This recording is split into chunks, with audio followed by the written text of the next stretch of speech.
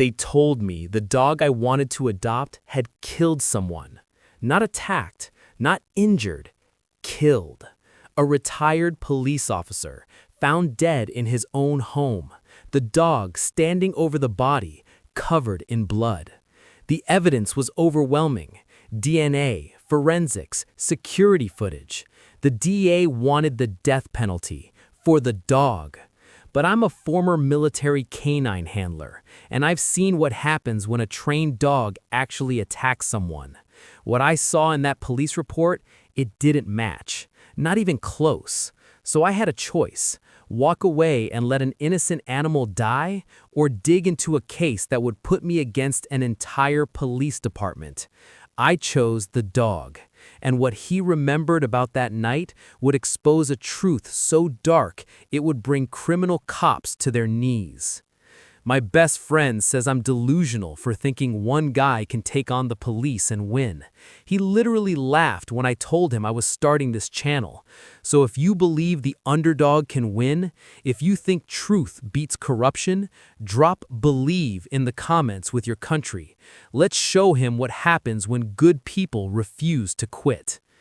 Andrew Cole stood outside the Sacramento Animal Control Facility, rain hammering against his jacket, staring at the building like it was an enemy compound.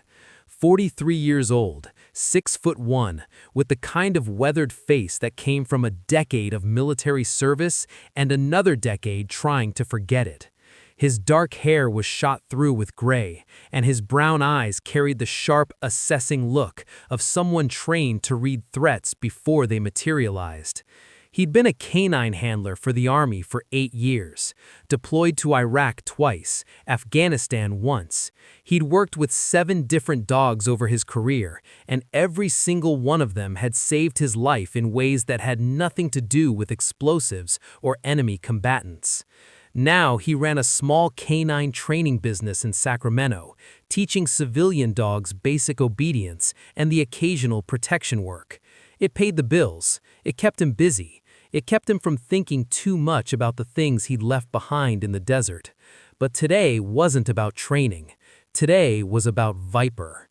Inside the facility, a woman named Laura Bennett sat behind a desk, her expression professional but tired. She'd worked in animal control for 15 years and seen every kind of tragedy imaginable. "Mr. Cole," she said, pulling up a file on her computer, "I got your message about the Belgian Malinois, but I need to be clear, Viper isn't available for adoption. He's in police custody." "I know," Andrew said. "That's why I'm here." Laura's eyebrows rose. "You understand he's been classified as dangerous. He allegedly killed his owner 3 weeks ago. The DA is pushing for a case to have him euthanized." "I read the reports, and I'm telling you they're wrong." "Mr. Cole, Laura, I spent 8 years working with military dogs. I've seen what happens when a trained dog actually attacks someone. I've seen bite patterns, injury reports, behavioral analysis, and what's in Viper's file doesn't add up." Laura leaned back in her chair, studying him. "What doesn't add up?" Andrew pulled out his phone and opened a news article about the case. Thomas Brennan, 56, retired police officer, found dead in his own home 3 weeks ago. Cause of death? Blunt force trauma to the skull. Viper was found standing over the body, covered in Brennan's blood. "That's what the evidence shows," Laura said carefully. "Here's what the evidence doesn't show. Bite marks on Brennan's throat, arms, or hands. No defensive wounds consistent with a dog attack. And Viper's behavioral assessment says he showed extreme distress when police arrived. So, military working dogs are trained to be aggressive on command, but they're also trained to disengage. If Viper had attacked Brennan, there would be bite trauma, lots of it. The fact that there isn't tells me Viper didn't kill him." Laura folded her hands on her desk. "Then why was there blood on his muzzle?" "That's what I need to find out. Mr. Cole, the police have already made their determination. The DA is pushing for euthanasia. There's nothing you can do." Andrew's jaw clenched. "Let me see him." "That's not 5 minutes. That's all I need." Laura stared at him for a long moment, then sighed. Fine, 5 minutes, but if he shows any aggression, we're done. The holding area smelled like bleach and fear. 12 kennels, most empty, but the last one, the one in the corner under the flickering fluorescent light, held a dog who looked like he'd been carved from shadows and smoke. Viper was a Belgian Malinois, lean and muscular, with the kind of intensity that made most people take a step back. His coat was a deep mahogany with black markings, and his amber eyes tracked Andrew's every movement with laser precision. But those eyes weren't aggressive, they were haunted. Andrew knelt down slowly, never breaking eye contact. "Hey, soldier." Viper's ears flicked forward. "My name is Andrew Cole. I was a handler with the 75th Rangers, worked with dogs just like you." Viper stood up, every muscle coiled, but there was no growl, no warning bark, just observation. "I read what they're saying about you," Andrew continued, his voice low and steady. "That you killed Thomas Brennan, that you're dangerous, that you need to be put down." Viper's tail lowered, but his gaze never wavered. "But I don't think you did it. I think you saw something that night, something the police missed, and I think you're the only witness who knows the truth." For a long moment, nothing happened. Then Viper walked to the front of the kennel and sat down, exactly the way a military dog sits when waiting for commands. Not aggressive, not afraid, just waiting for someone to finally listen. "Listen, my subscribers told me I'm crazy for trying to save a dog accused of murder. They said this channel would get canceled for defending a killer animal. But here's what I know. The truth doesn't care about convenient narratives. If you believe innocent lives, human or canine, deserve someone willing to fight for them, hit that subscribe button right now. Show me there are still people who care about justice more than headlines. And drop your country in the comments. Let's see how far this message reaches." Andrew spent the next 2 days digging into Thomas Brennan's background. Retired police officer, 28 years on the force, decorated multiple times for valor. Widower, no children. Lived alone in a modest house in East Sacramento with Viper, whom he'd adopted from a military working dog retirement program 2 years earlier.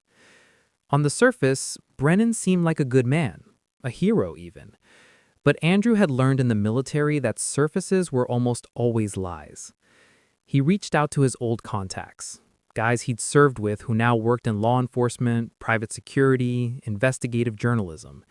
He asked questions, pulled threads, followed leads that most people would have dismissed, and he found something interesting. 3 months before his death, Thomas Brennan had been investigated by Internal Affairs for excessive use of force. The case was dropped due to insufficient evidence, but the complaint had been filed by a man named Carlos Mendoza, who claimed Brennan had beaten him during a traffic stop. Andrew tracked down Mendoza's contact information and called him. "Mr. Mendoza, my name is Andrew Cole. I'm looking into the death of Officer Thomas Brennan." There was a long pause. "Why?" "Because I think his dog is innocent, and I think whoever killed Brennan is still out there." Another pause. Then, "Meet me tomorrow. I'll tell you what I know." They met at a coffee shop in downtown Sacramento. Carlos Mendoza was 32, with wary eyes and the kind of tension that came from not trusting authority. "Brennan wasn't the hero everyone thinks he was," Carlos said, stirring his coffee without drinking it. "He had a temper, a mean streak. I filed that complaint because he pulled me over for a busted taillight and ended up beating me so badly I couldn't work for 2 weeks. Did you press charges?" "Tried, but the police department closed ranks, said I was lying, said I attacked him first and he was defending himself." Andrew leaned forward. "What about the dog, Viper? Did Brennan ever mention him?" Carlos's expression shifted. "Yeah, Brennan used to brag about him. Said he was a military attack dog worth 50 grand, trained to kill on command. He'd bring Viper to the bar sometimes, let him intimidate people. I always thought it was weird how Brennan treated him, like a weapon instead of a pet. Did Viper ever attack anyone? Not that I saw, but Brennan would threaten people with him. Keep talking and I'll let my dog shut you up. That kind of thing." Andrew's jaw tightened. Do you know anyone else who had problems with Brennan? Carlos hesitated. There was another guy, Marcus Webb. He and Brennan were partners for years, but they had some kind of falling out about 6 months ago. I heard Webb was under investigation for something, and Brennan was the one who reported him.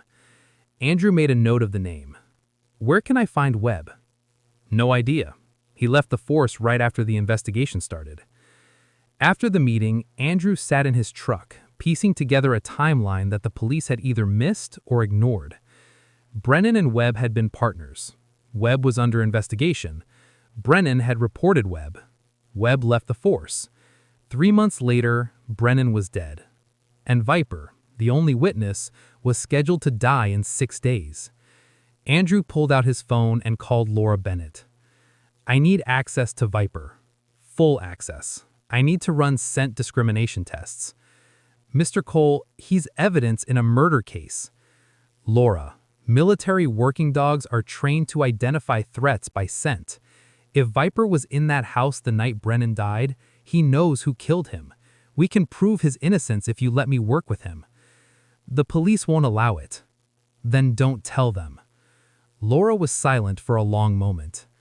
If I get fired for this, you won't, because we're going to prove Viper is innocent, and when we do, the real killer is going to be exposed. Another pause. Then, tomorrow, 6 a.m., before anyone else gets here. At 5:45 a.m., Andrew pulled into the animal control parking lot with a duffel bag full of equipment, scent swabs, training aids, and cloth samples he'd collected from Thomas Brennan's house after bribing a crime scene cleaner. Laura met him at the door, looking nervous. You have 30 minutes, that's it. That's all I need. She led him to Viper's kennel. The dog stood immediately when he saw Andrew, ears forward, body tense but not aggressive. Andrew opened the kennel door slowly. Hey Viper, ready to work? The dog's entire demeanor changed.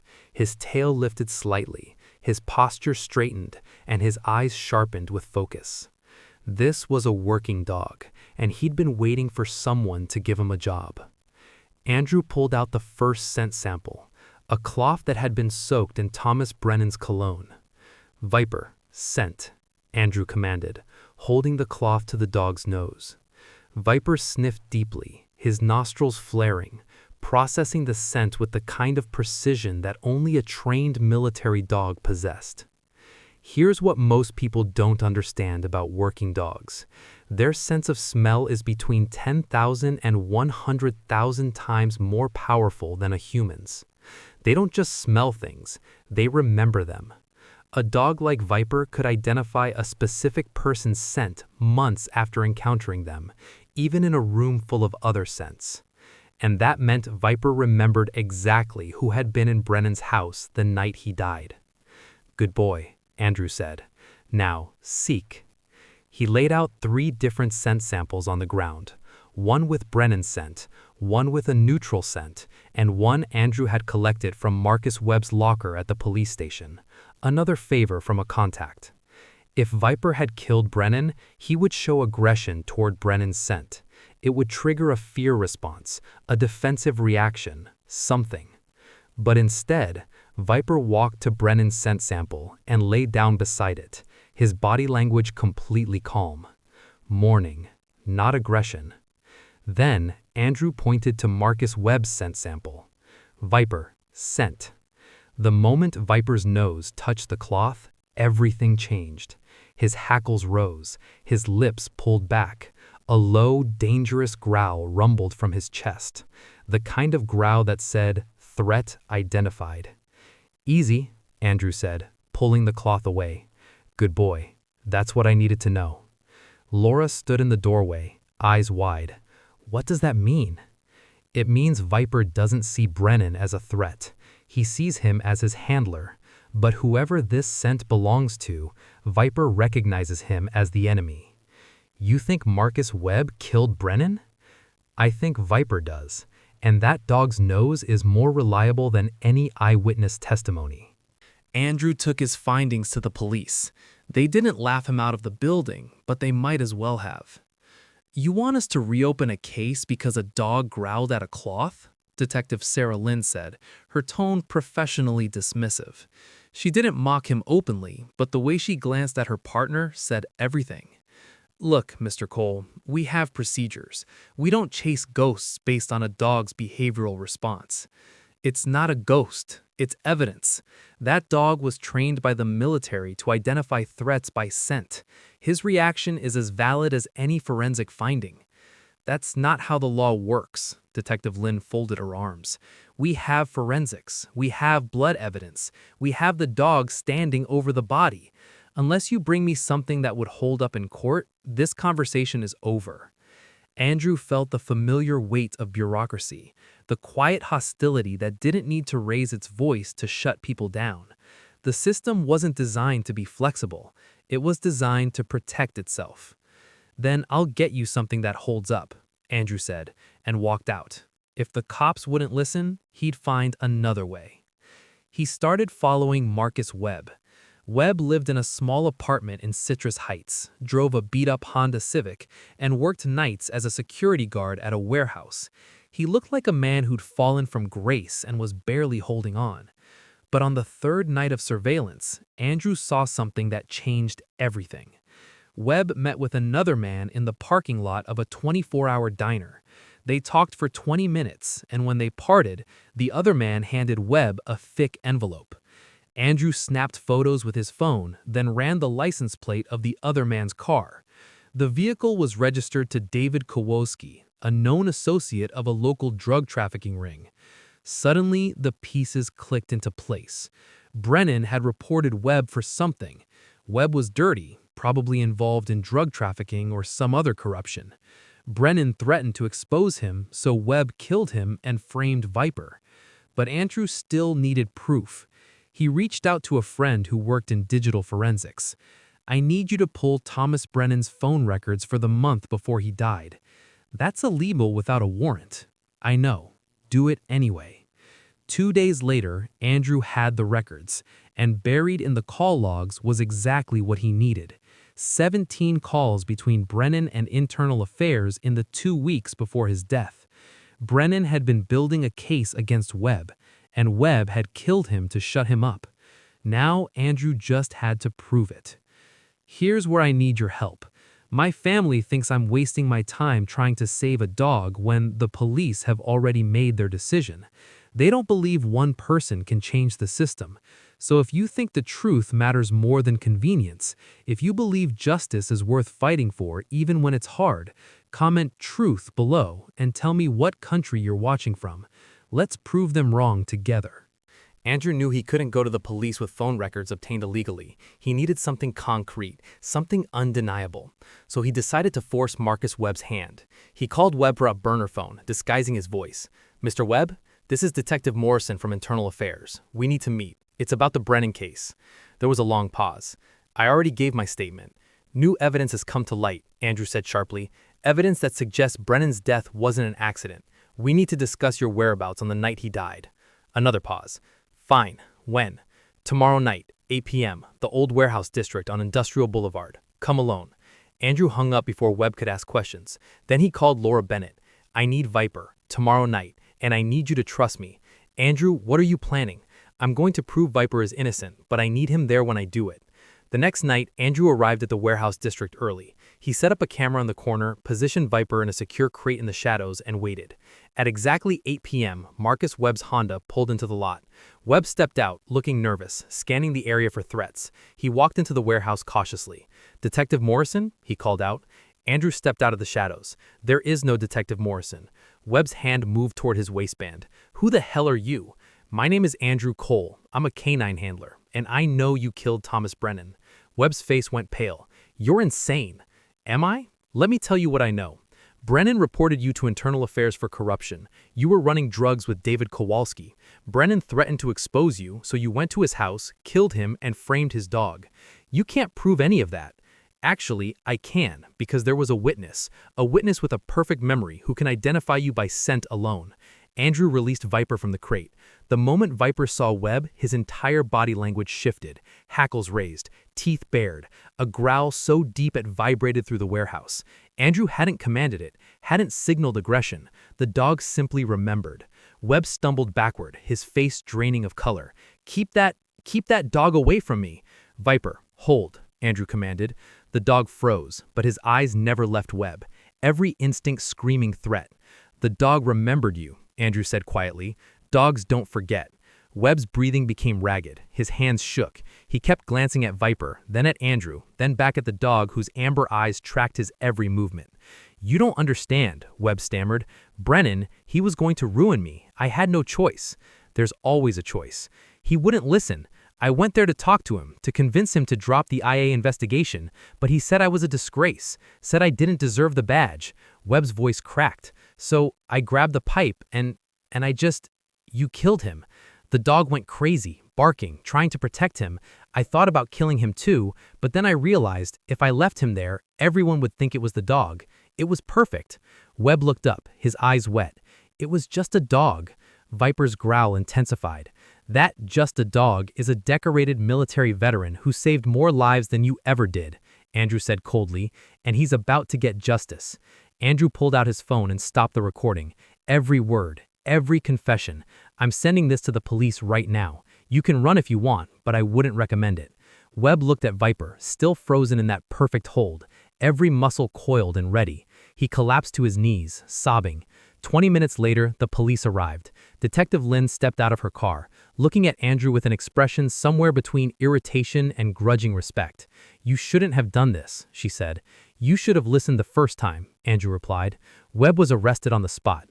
The charges, first-degree murder, evidence tampering, and animal cruelty. And Viper, the dog who'd been condemned to die, was finally exonerated. The courtroom was packed. News crews lined the hallway, reporters shouted questions, animal rights activists held signs demanding justice for Viper. It had been 3 weeks since Marcus Webb's arrest, and the case had become a national story. Not because of the murder, those happened every day, but because of the dog who'd been wrongly accused and the veteran who'd refused to let him die. Andrew sat in the gallery with Viper beside him, the dog wearing a service vest that read, "Exonerated," across the side. Viper sat perfectly still, watching the proceedings with those sharp amber eyes. The prosecutor stood up. Your Honor, in light of new evidence and the confession of Marcus Webb, the state moves to dismiss all charges against the animal known as Viper. Furthermore, we recommend that Mr. Webb be charged to the fullest extent of the law for the murder of Thomas Brennan and the attempted wrongful destruction of a decorated military working dog. The judge, a stern woman in her 60s, nodded. Motion granted. Viper is hereby cleared of all accusations. Mr. Webb, you will stand trial for first-degree murder. The courtroom erupted in applause. Andrew felt Viper's head press against his leg, and he reached down to scratch behind the dog's ears. You hear that, buddy? You're free. After the hearing, reporters swarmed Andrew. Mr. Cole, what made you so certain Viper was innocent? Andrew thought about it for a moment, then answered, because I know what a killer looks like, and Viper isn't one. He's a protector. There's a difference. What will happen to Viper now? Andrew looked down at the dog, who looked back at him with complete trust. He's coming home with me. 3 months later, Andrew stood in front of a packed auditorium at UC Davis Veterinary School. He'd been invited to speak about the case, about how Viper's scent memory had been the key to solving a murder. The room was filled with veterinary students, animal behaviorists, law enforcement officers, and journalists. On the stage beside him sat Viper, calm and composed. Most people don't understand how powerful a dog's nose really is, Andrew began. A human has about 5 million scent receptors. A dog has 300 million. That's the wow factor everyone talks about. But here's what matters more. It's not just quantity, it's memory. He clicked to the next slide, showing a diagram of a dog's brain. The part of a dog's brain dedicated to analyzing smells is 40 times larger than ours. That means when Viper encountered Marcus Webb's scent in Thomas Brennan's house, he didn't just smell it, he cataloged it, stored it, remembered it for months. He paused, letting that sink in. And here's the so what. When I gave Viper Webb's scent sample, his reaction wasn't trained, it was recognition. He identified Webb as the threat he remembered from the night Brennan died. That's not opinion, that's biology. A hand went up in the audience. But dogs can't testify in court. How did you get the police to take it seriously? I didn't rely on Viper's reaction as legal evidence. I used it as investigative direction. Viper told me who to look at. Once I knew Webb was the suspect, I found the evidence that could stand up in court. The confession, the connection to Kowalski, the IA investigation. Another hand. What does this case mean for the future of canine evidence in criminal investigations? Andrew smiled. It means we need to start taking these dogs seriously, not as tools, not as weapons, but as witnesses, because their noses don't lie. The auditorium erupted in applause. After the presentation, a young police officer approached Andrew. Mr. Cole, I work in narcotics detection. We have a dog who alerted on a vehicle last month, but we couldn't find any drugs. My supervisor wants to retire the dog, says he's giving false positives. Andrew frowned. Did you search the entire vehicle? Interior panels, air vents, undercarriage? We did a standard search. Do a deep search. If that dog alerted, there's a reason. Dogs don't lie. We just don't always understand what they're telling us. The officer nodded, making a note. As the crowd dispersed, Andrew knelt beside Viper. You're changing the game, buddy. One nose at a time. Viper's tail wagged once, just once, but it was enough. Here's what I'm learning from you all in the comments, and it's blowing my mind. You're from 47 different countries. 47, from Brazil to Bangladesh to Belgium, and every single one of you believes the same thing. Truth matters, justice matters, loyalty matters. If you haven't subscribed yet, do it now, because this channel isn't about me, it's about us. It's about building a global community that refuses to let innocent lives be thrown away. Hit that subscribe button, smash the like, and comment justice with your country. Let's make this the biggest movement for animal rights and truth in YouTube history. 6 months after Viper's exoneration, Andrew received a call that would test everything he'd learned. Mr. Cole, this is Captain Jennifer Ortiz with the San Francisco Police Department. I need your help with a case. Andrew leaned back in his chair. What kind of case? A kidnapping. 4-year-old girl missing for 36 hours. We've exhausted all leads. But the family has a German Shepherd who was with the girl when she disappeared. The dog has been acting strange, agitated, like he's trying to tell us something. Andrew felt his pulse quicken. I'm listening. We need someone who can interpret what the dog is trying to communicate. Someone who understands scent memory. Your name came up. I'll be there in 2 hours. Andrew grabbed Viper and drove to San Francisco. The family lived in a modest house in the Sunset District. The mother, Maria Gonzalez, was a wreck. Red eyes, trembling hands, barely holding herself together. The father, Roberto, stood in the corner, jaw clenched, fists balled. And in the middle of the living room sat a German Shepherd named Duke, pacing frantically, whining, scratching at the front door. Andrew knelt down. Hey, Duke, I'm here to help. The dog's ears perked up, and he ran to Andrew, barking urgently. He's been doing that since she disappeared, Maria said, her voice breaking. He keeps running to the door, then to her bedroom, then back to the door, like he's trying to show us something. Andrew pulled out a scent article, a piece of the missing girl's clothing. Duke, scent. Duke's nose went to work immediately. Then he bolted to the front door, scratching frantically. He wants to track her, but someone needs to let him. Captain Ortiz stepped forward. We already tried. He ran in circles for 10 minutes, then came back. Because he lost the trail, but I can help him find it again. Andrew attached the tracking lead to Duke and brought Viper as a secondary tracker. The two dogs worked together, noses to the ground, following a scent trail that was 36 hours old. They led Andrew 6 blocks away to an abandoned building. "Check it," Andrew told the officers. They found the girl in the basement, frightened but alive, tied up but unharmed. The kidnapper, a neighbor with a prior record, was arrested minutes later trying to flee. Maria Gonzalez collapsed in tears, holding her daughter. And Duke, the family dog who'd been trying to tell them where she was all along, finally stopped pacing. 1 year after Viper's case made national headlines, Andrew received a letter from the governor of California. It was an invitation to the state capitol. When he arrived, he found himself in a room full of legislators, animal rights advocates, and law enforcement officials. The governor stepped to the podium. "Ladies and gentlemen, we're here today to introduce landmark legislation that will change how we treat working dogs in criminal investigations." Andrew felt Viper shift beside him. Assembly Bill 2847, also known as Viper's Law, will require law enforcement agencies to investigate claims of animal involvement in crimes with the same rigor applied to human suspects. It will mandate scent evidence protocols, require expert canine consultation in cases involving working dogs, and prohibit the euthanasia of any dog accused of a crime until a full investigation is completed. The room erupted in applause. The governor continued, "This law wouldn't exist without the work of Andrew Cole and his dog Viper. They proved that dogs aren't just tools, they're witnesses, partners, and heroes who deserve our protection."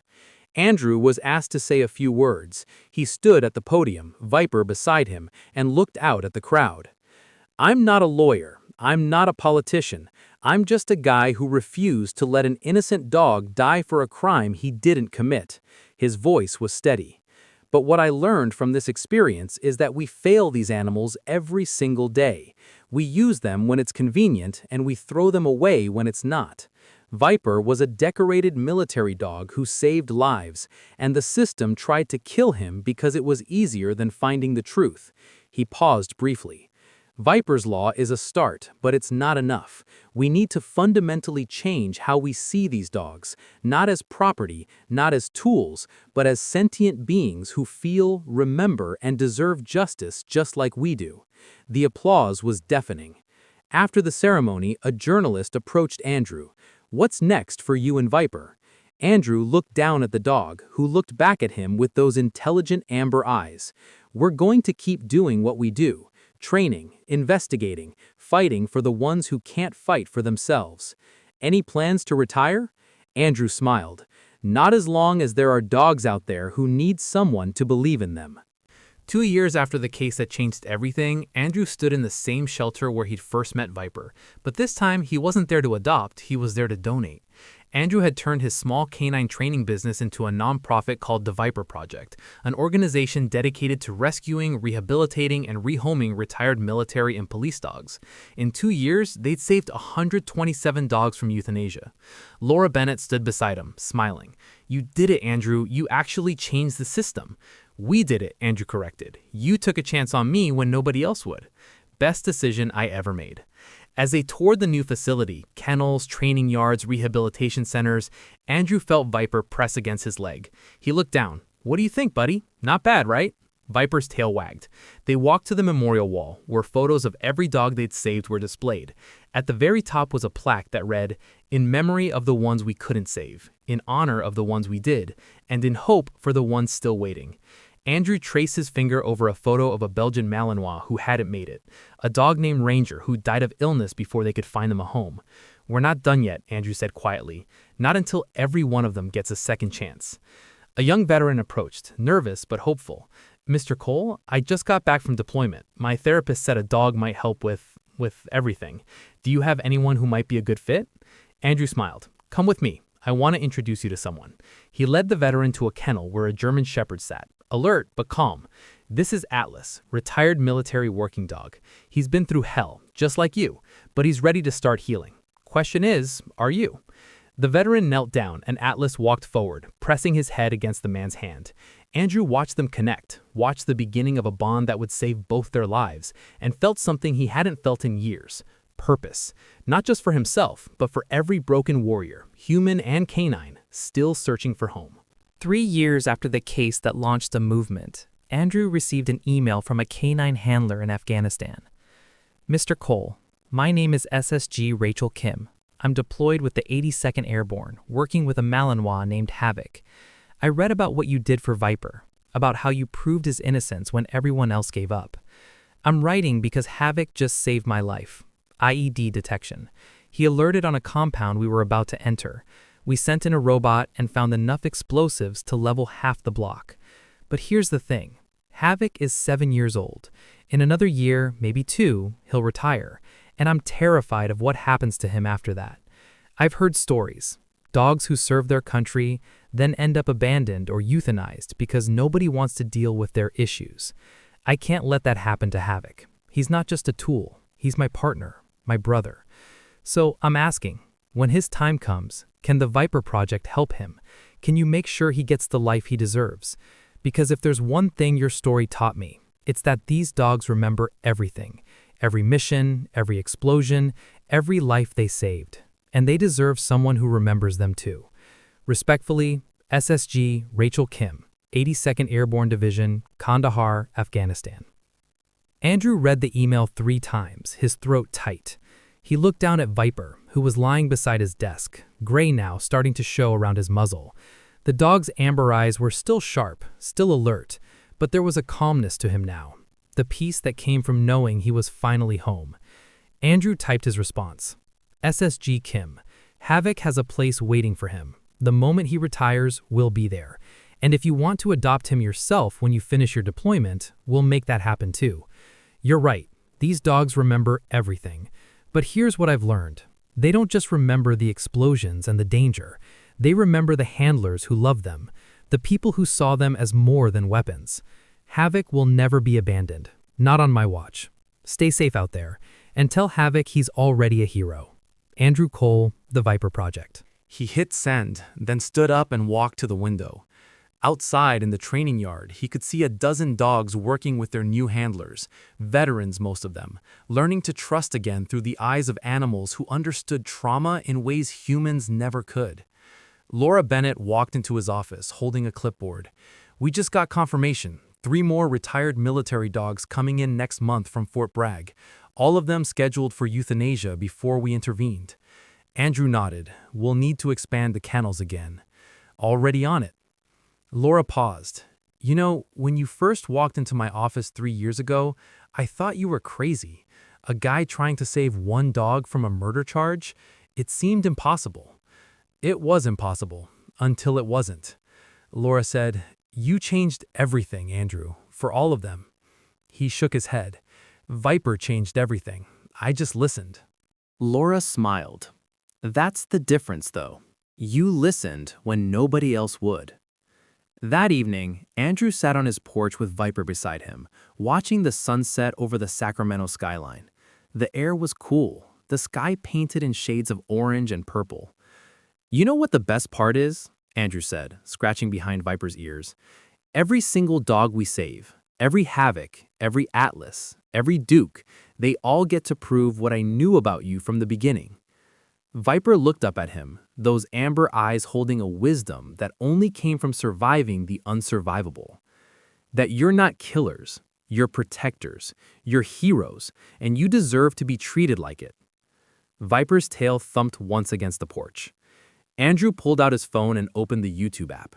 The Viper Project's channel had grown to over 2 million subscribers, people from every corner of the world who believed in second chances, in justice, in the truth that animals like Viper carried in their very DNA. He scrolled through the comments on the latest video. Watching from Nigeria, my country needs this. Japan here, this story brought me to tears. Argentina, we're fighting for animal rights laws here too. You're inspiring us. Canada, just adopted a retired police dog because of your channel. Thank you. Andrew felt the weight of it, the responsibility, the hope, the belief that one voice could become a million if it spoke a truth people were ready to hear. He opened the camera and hit record. Hey everyone, Andrew here. I just got an email from a handler in Afghanistan. Her dog, Havoc, saved her life this week, and now she's terrified of what happens to him when he retires, because the system that uses these dogs doesn't always protect them when their service is done. He paused, looking directly into the camera.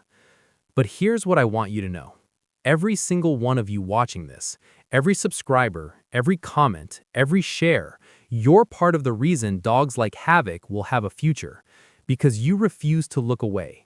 You refuse to accept that innocent lives, animal or human, should be thrown away when they're no longer convenient. Viper walked into frame and sat beside Andrew, perfectly calm. 3 years ago, this dog was sentenced to death for a crime he didn't commit. Today, he's the reason 127 other dogs are alive, and tomorrow, he'll be the reason Havoc and hundreds more get the retirement they've earned. Andrew leaned forward. So here's what I need from you. If you believe these warriors, the 2 legs and a sense of loyalty most humans will never understand, deserve our protection, I need you to do 3 things. He held up one finger. 1. Subscribe if you haven't already. Every subscriber is a voice that tells the world this matters. 2 fingers. 2. Share this story. Share it with your friends, your family, your local animal shelter, your representatives, because change doesn't happen in silence. 3 fingers. 3. Comment below with protect and your country. Let's build a global movement that refuses to let these heroes be forgotten. Andrew paused, his voice dropping. Because here's the truth. Viper's story isn't just about one dog. It's about every animal that's been failed by the system, every veteran, human or canine, who's been used and discarded, every life that deserves someone willing to fight for it. He looked at Viper, who looked back with those unwavering amber eyes. And if you're watching this, you're that someone. Andrew reached out and stopped the recording. He posted the video with the title, From Death Row to Hero, the global movement to protect military dogs. Within an hour, it had 50,000 views. Within 3 hours, 200,000. By morning, it had gone viral, 1.2 million views and climbing. The comments flooded in. Protect United States. Protect India. Protect South Africa. Protect Brazil. Protect Australia. Over and over from every corner of the globe, a single word repeated like a battle cry, protect. Andrew sat at his desk, reading through the messages, feeling the weight and the wonder of what they'd built together, a community of people who believed that truth mattered more than headlines, that justice was worth fighting for even when the system said no, and that loyalty, real loyalty, meant standing up for those who couldn't stand up for themselves. His phone rang. It was Laura. Andrew, you need to see this. CNN just picked up the story. They want to do a feature on the Viper Project, and 3 senators are co-sponsoring federal legislation based on Viper's law. Andrew's chest tightened. Federal? Federal. Protection for military working dogs across all 50 states, mandatory retirement programs, criminal penalties for abandonment or abuse of service animals. He looked at Viper, who was lying in his bed, completely at peace. We did it, buddy. We actually did it. But even as he said it, he knew the truth. They weren't done, not even close, because for every Havoc who had an advocate, there were 100 more who didn't. For every Viper who got justice, there were countless others still waiting in shelters, kennels, and holding facilities, waiting for someone to believe in them.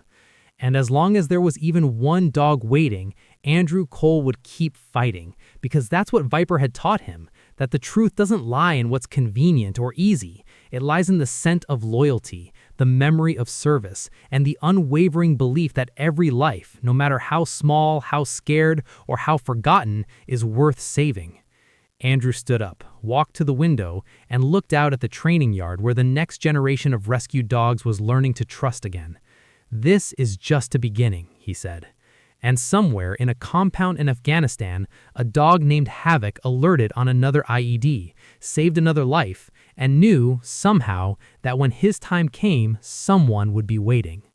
You've just witnessed what happens when 2 million people refuse to stay silent. But here's the truth. We're just getting started.